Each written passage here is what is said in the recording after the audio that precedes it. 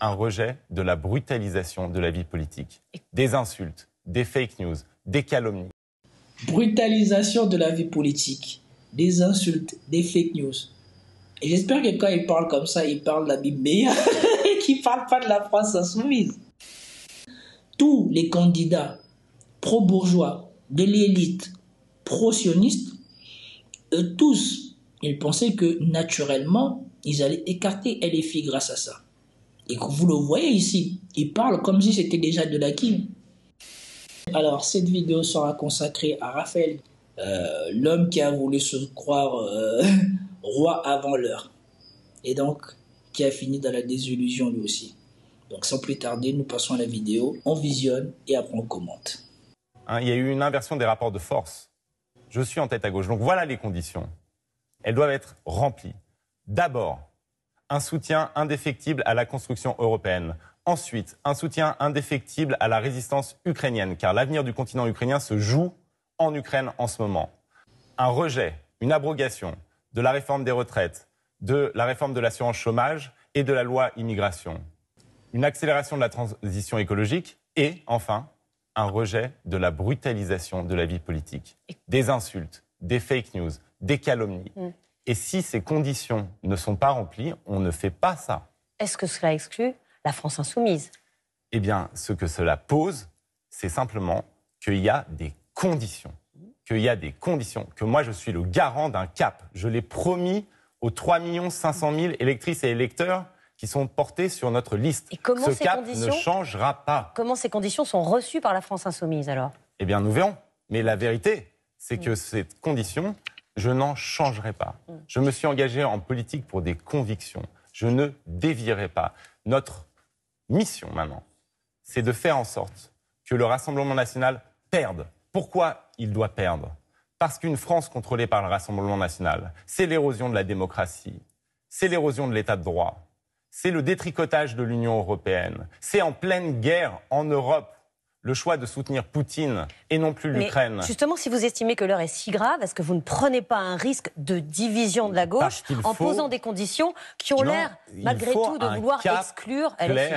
Il faut un cap clair. Si vous voulez vaincre le Front National, le Rassemblement National, vous avez besoin d'un cap clair. Et je ne ferai pas de politique sans cap clair. Je vais prendre mon bâton de pèlerin et je vais aller soutenir tous les candidats qui seront face à des candidats du Rassemblement National et tous les candidats qui auront adhéré à ces 5 points, qui sont des 5 points basiques de respect de la démocratie. Si on lutte contre le Rassemblement National, c'est précisément pour respecter la démocratie. Vous ne vous contentez plus de l'Europe? Vous vous occupez des affaires nationales? Mais je ne peux pas prendre le Thalys quand il y a la menace du Rassemblement National qui pèse sur nous. Donc, il y a une urgence absolue. Mais je ne fais pas ça pour être Premier ministre. Vous ne serez pas... Justement, c'était la question suivante. Est-ce que vous pourriez être Premier ministre en cas de victoire de la gauche? Je ne fais pas ça pour être Premier ministre. Par contre, moi, je pense que les accords d'appareil ne suffiront pas, que les politiques ont largement échoué. Et donc, j'ai une idée, si vous voulez. Et je vous la donne à vous. J'ai l'impression que ce ne sera pas Jean-Luc Mélenchon. Ah, ce sera clairement pas Jean-Luc Mélenchon. Je vous le dis tout de suite. Ce sera qui? Et donc, moi, je pense qu'il y a une figure de la société civile qui est capable d'apaiser, qui est l'antithèse du président actuel, qui ne jouera pas avec les institutions, qui réconciliera les Français, qui portera un projet de justice sociale et d'écologie. Et moi, je pense à Laurent Berger. Nous venons de voir le cinéma de Raphaël Glucksmann. Donc, le monsieur ne se sent plus. Comme il dit, il est arrivé en tête aux élections européennes. Donc, il y a un bouleversement, un changement de rapport de force. Déjà, ça montre bien que le mec lui-même, déjà, il n'a pas le niveau, ou il n'est pas au niveau. Il confond élections européennes, les élections qui intéressent le moins les Français, avec les élections législatives et les élections présidentielles. C'est pas parce que tu es bien classé aux élections européennes que ça veut dire que tu es devenu quelqu'un ou quelque chose aux élections nationales. Ça n'a rien à voir, puisque vous avez bien vu que le taux d'abstention, il est proche de 50%, et dans certains endroits, c'est carrément, je sais pas moi, des records d'abstention. Donc les gens, sans être vulgaires, les gens s'en battent un peu. Et donc ces gens-là, ils ont pris la grosse tête. Quand je vous dis que ces bobos-là, ces politiciens français, ils sont fous. Vous pensez qu'on rigole. Ils croient qu'il est le dieu du pétrole. Parce qu'il a eu 14% ou 13 et quelques pourcents à l'élection européenne. Et écoutez les énormités. Ils croient qu'il est croit qu'il est déjà Premier ministre. Donc maintenant, on va commenter pour bien rigoler et pour comprendre pourquoi cette union de la gauche s'est faite sans lui. Et moi, je suis très content qu'on ait fait l'union de la gauche sans lui. Parce que ça se voit clairement que c'est un vendu. Comme la vidéo qui a été faite sur le président de la République, qui vient là pour demander à ce qu'on écarte LFI ou la France insoumise de l'union de la gauche. Là, vous avez la même chose, mais de la part de quelqu'un qui est de gauche. Mais de quelle gauche? La gauche bobo, la gauche parisienne. Là où il a gagné, ce n'est pas dans la France, c'est à Paris. C'est à Paris qu'il est plébiscité. Et qui est-ce qui habite encore Paris? Paris est rempli par qui? Paris est rempli par des bobos. Ce n'est pas les prolétaires, ce n'est pas les Français moyens qui habitent dans Paris. Tu peux avoir la chance d'habiter à Paris parce que tes parents étaient là et que tu fais la continuité. Mais les gens moyens ne rentrent plus dans Paris parce que c'est pas abordable. Et donc, sachant tout cela, le mec, il croit qu'il a fait un carton dans toute la France. Et c'est pour cela qu'il s'est levé le matin avec la désillusion de voir que voilà, il y a une union qui s'est faite à gauche et que cette union s'est faite sans lui. Comme une autre personne, comme Éric Zemmour, qui s'est relevé avec une union de droite qui s'est fait sans lui.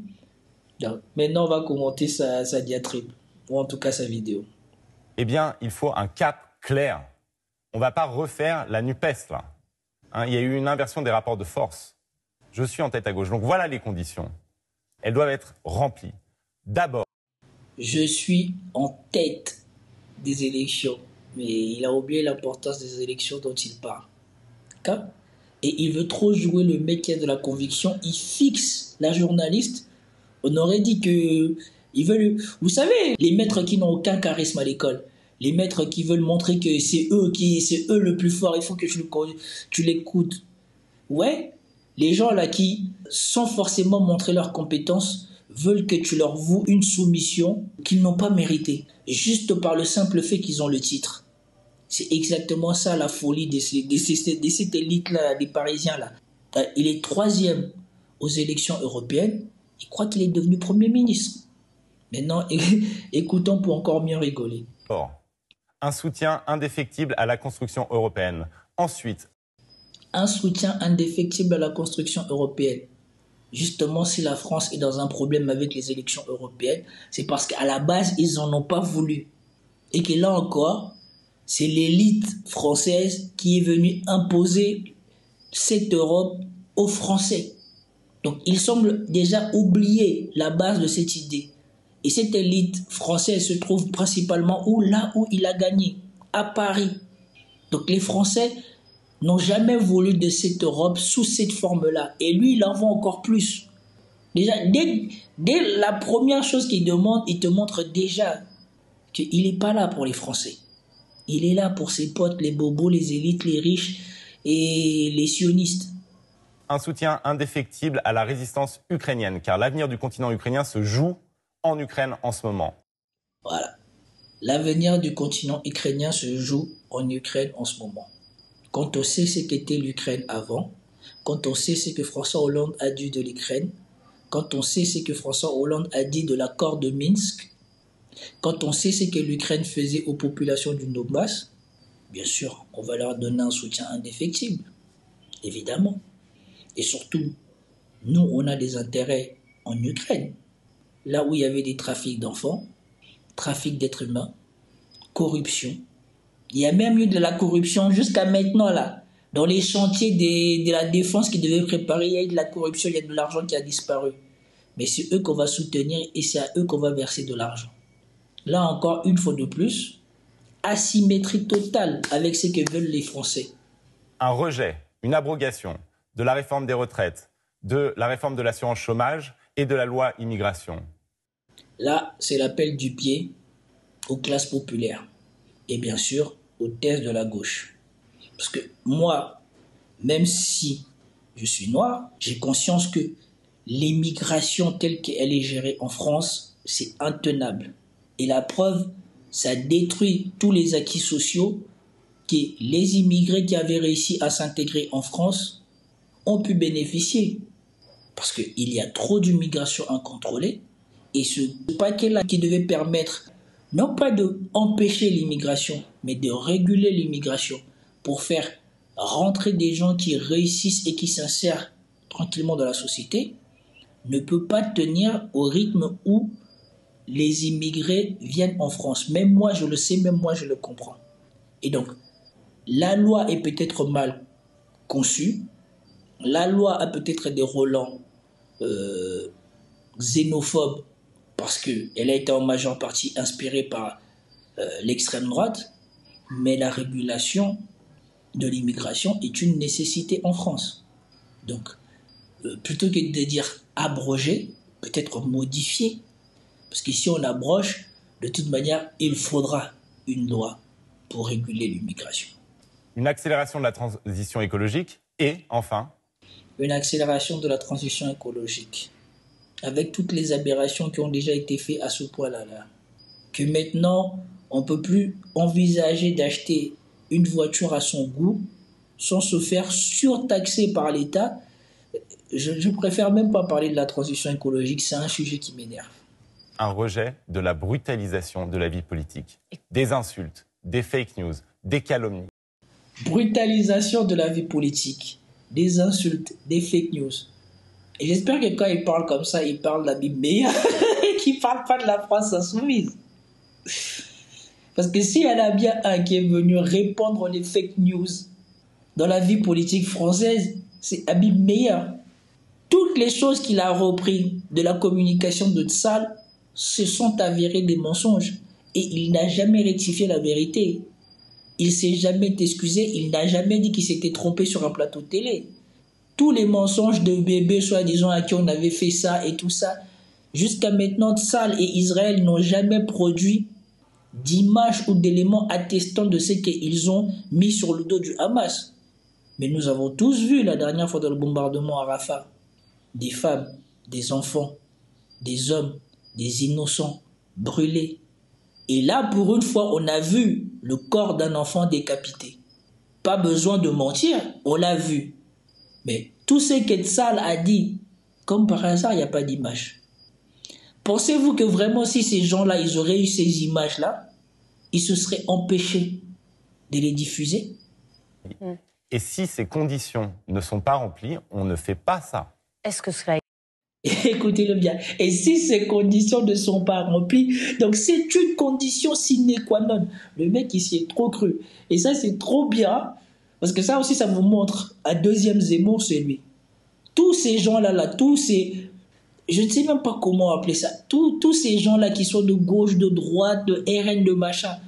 Tous ceux qui sont situés à Paris, là, arrêtez de croire que soi-disant, c'est des gens comme s'ils ils avaient des convictions qui les séparaient fondamentalement. C'est tous les mêmes.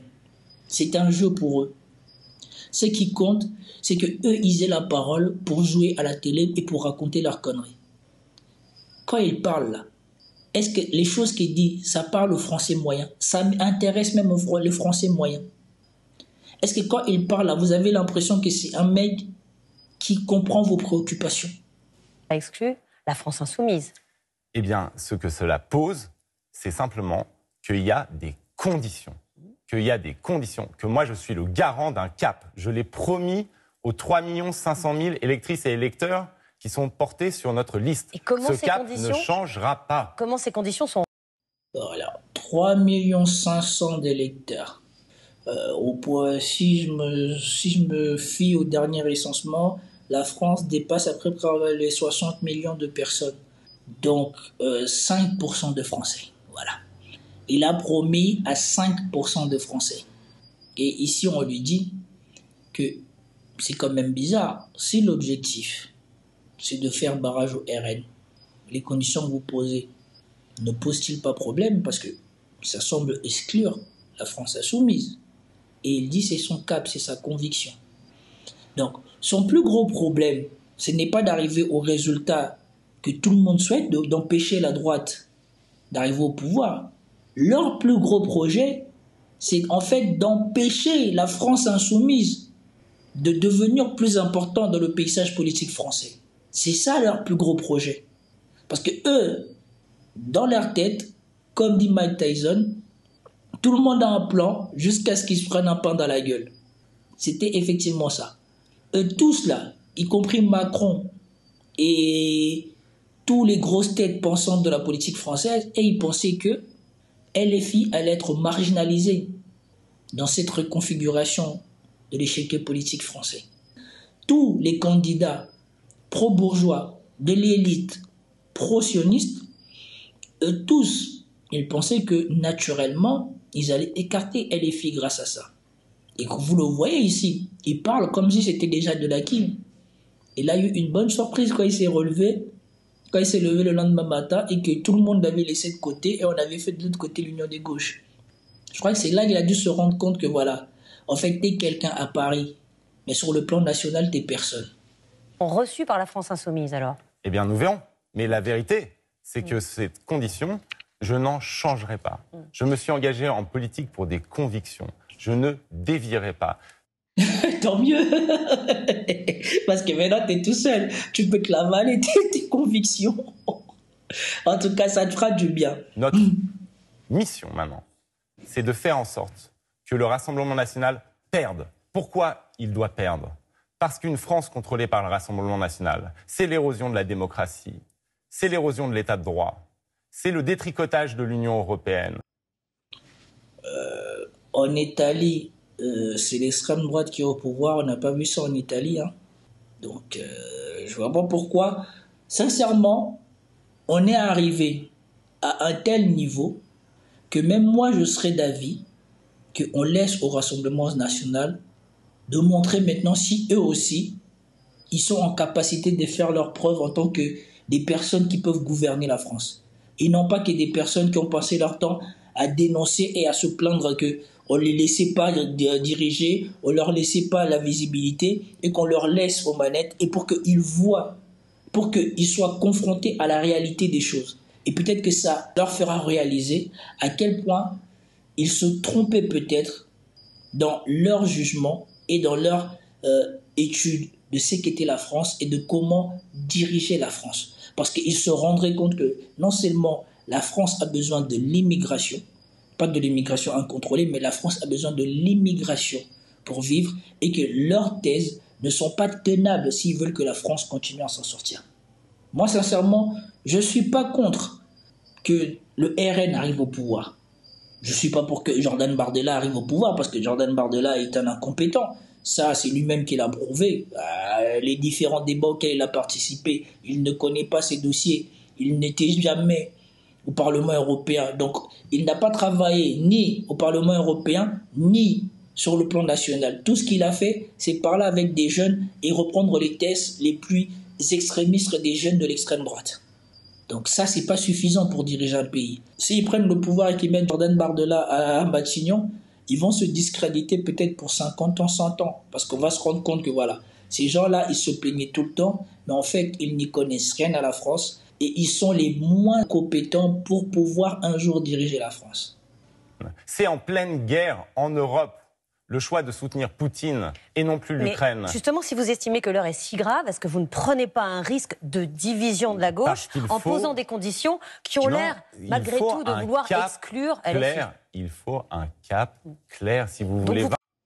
Anne-Sophie Lapix, elle a toujours bien fait son travail. J'ai jamais eu beaucoup de choses à reprocher à cette dame. Et franchement, parmi tous les journalistes que j'ai vu défendre les thèses sionistes ou pro-israélien, j'ai jamais eu à lui reprocher ce genre de choses.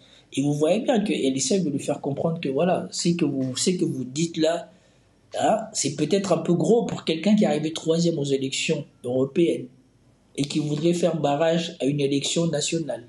Vaincre le Front National, le Rassemblement National, vous avez besoin d'un cap clair et je ne ferai pas de politique sans cap clair. Je vais prendre mon bâton de pèlerin et je vais aller soutenir tous les candidats qui seront face à des candidats du Rassemblement national et tous les candidats qui auront adhéré à ces 5 points qui sont des 5 points basiques de respect de la démocratie. Si on lutte contre le Rassemblement national, c'est précisément pour respecter la démocratie. Vous ne vous contentez plus de l'Europe? Vous vous occupez des affaires nationales? Mais je ne peux pas prendre le Thalys quand il y a la menace du Rassemblement national qui pèse sur nous. Donc, il y a une urgence absolue. Et je ne fais pas ça pour être Premier ministre. Vous ne serez pas Justement, c'était la question suivante. Est-ce que vous pourriez être Premier ministre en cas de victoire de c'est incroyable comme en France, la politique n'a plus de valeur. Des gens qui sont en tête de liste pour des élections européennes, du jour au lendemain, sont des pressentis à devenir Premier ministre. Ça, c'est la faute d'Emmanuel Macron. Depuis qu'il a élu, comment ça s'appelle, Attal, Premier ministre, il a dévalorisé cette fonction. Maintenant, n'importe qui, sans expérience, sans compétence, est pressenti à être Premier ministre. Voilà comment tu dévalorises la fonction du Premier ministre dans un pays. En nommant une personne qui n'a même jamais travaillé de ses propres mains.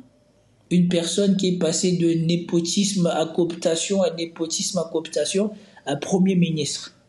Et maintenant qui est viré. Et maintenant, tous les gens qui sont plus ou moins incompétents, mais parce qu'ils sont bien placés, maintenant peuvent envisager de devenir Premier ministre. Voilà. La France est au fond du seau.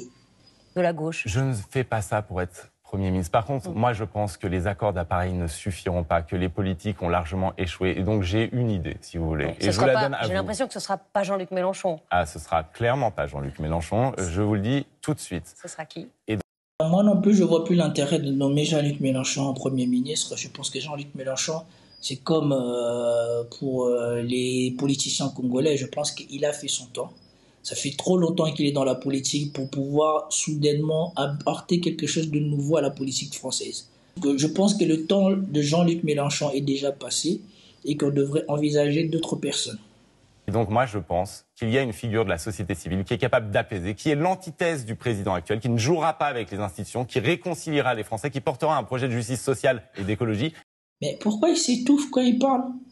Qu'est-ce qui lui est arrivé ? Ça lui est monté à la tête, ces résultats ou quoi ? Il enchaîne les mots. Regardez ici, là, ça gonfle. Pourquoi ? Qu'est-ce qu'il veut se tuer ?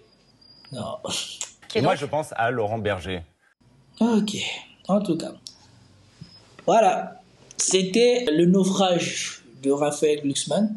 Je pense que s'il n'aurait pas pris la grosse tête et qu'il ne serait pas venu se prendre pour prochain patron de la gauche française, eh ben, il se serait réveillé le matin en étant inclus.